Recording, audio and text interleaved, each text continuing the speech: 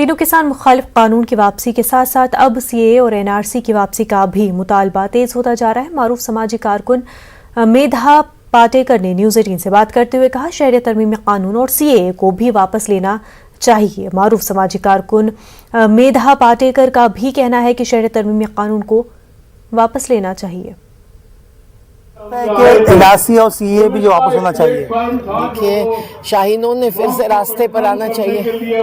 मैं तो उनको सब जगह कह चुकी हूँ कि ये मौका है, ये एक राष्ट्रव्यापी आंदोलन है, व्यापक विचारधारा का है, जात और मजहब के पार गया आंदोलन है। तो आपका स्वागत है। उन्होंने हर बॉर्डर पर पहुँचना चाहिए। इंदौर की, दिल्ली के, सीलमपुर की हर जगह की महिलाओं ने जो ताकत उस समय दी। मैं वहाँ खड़ी थी फरीदाबाद में जब गोली चली थी और 4 की मौत हुई थी, और फिर महिला विरुद्ध पुरुष का संघर्ष हुआ था क्योंकि महिलाएं ज्यादा जीवटता बताती हैं। तो इसीलिए मुझे लगता है कि वो शाहीनों ने शाहीन बाग और किसान बाग को एक करना चाहिए, तब जाकर सीए, एनपीआर, एनआरसी जैसे के द्वारा जो आसाम में बहुत बड़ा अन्याय हुआ है, उसमें हिंदुओं को भी जेल बंद एक प्रकार से टीन शेड में किया है, वो सबको वापस करना पड़ेगा।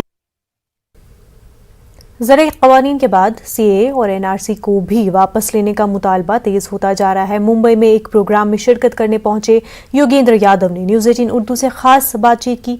योगेंद्र यादव ने शहरी तरमीमी कानून को वापस लेने की हिमायत की।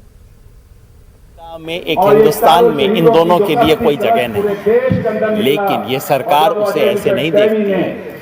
सरकार इस कानून को सिख और हिंदू के आंख से देखती है और उसको मुसलमान और हिंदू की निगाह से देखती है। इस सरकार की आंख पे सिर्फ मजहब का चश्मा है और कुछ नहीं है। हर चीज में इन्हें हिंदू, मुसलमान, सिख ये वो दिखाई देता है। और चूंकि ये सरकार अभी भी आरएसएस को अभी भी गुमान है कि वो सिख को अपने साथ रख सकती है और मुसलमान के खिलाफ नफरत फैलाने में इनको कोई गुरेज नहीं है, इसलिए मुझे अफसोस है कि एक चीज तो ये मानेगी, दूसरी चीज ये नहीं मानेगी।